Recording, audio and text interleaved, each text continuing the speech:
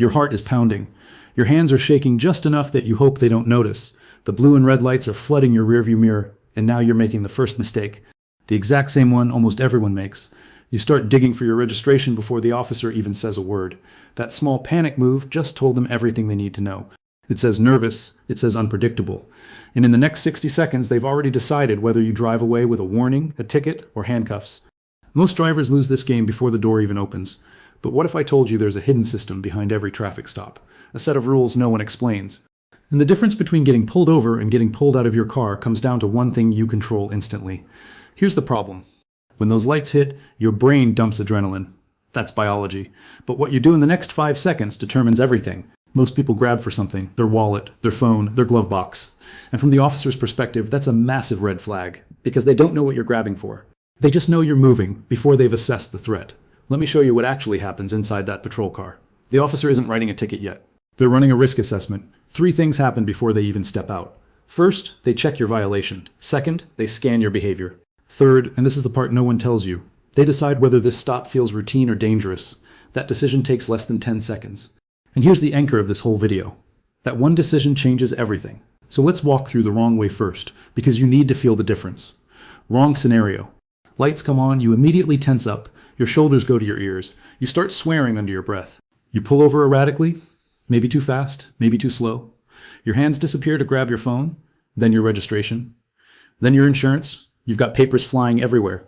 The officer approaches, and you don't even look at them. You're staring down at your lap, shuffling through documents, saying, I know I wasn't speeding, I was keeping up with traffic. Here's what the officer sees. Erratic stop, hidden hands, avoidance of eye contact, excuse before greeting. That profile matches someone who might be hiding something, or someone who might suddenly escalate. Their hand is already resting on something you can't see. The tension just tripled. Now the right scenario. Same lights, same panic feeling inside your chest. But this time, you pause. You take one breath. You signal and pull over calmly. You stop somewhere safe, well off the road, not blocking traffic. You roll down your window, you turn on your interior light if it's dark, and here's the exact phrase you need to memorize. You place both hands on the steering wheel in plain sight, 10 and 2, and you wait. When they approach, you don't reach for anything. You say this.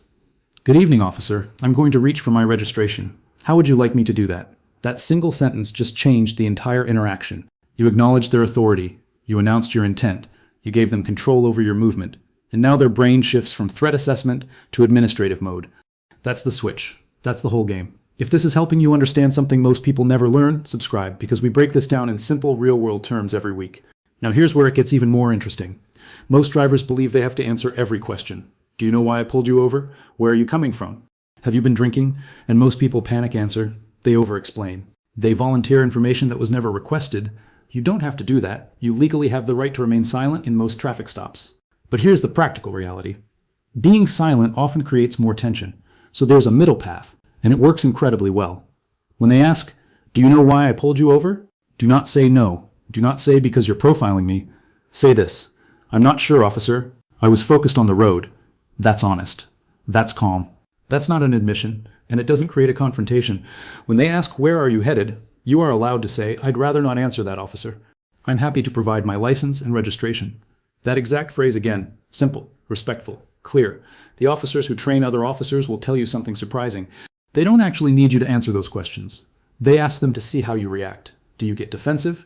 Do your stories change? Do you start lying? The test isn't the answer. It's the behavior around the answer. So here's the framework you can actually use. 4 steps. Remember them. 1. Stop calm. Hands visible on the wheel. Lights on. 2. Wait. Do not move until you speak first. 3. Announce every movement. I'm reaching for my license. It's in my back pocket. My registration is in the glove box. I'm going to open it now. 4. Keep your phrases short, respectful, and never ever argue at the window. If you want to fight the ticket, you do that in court. Not on the shoulder of the road where emotions are high and cameras are rolling. This goes back to those first few seconds we talked about.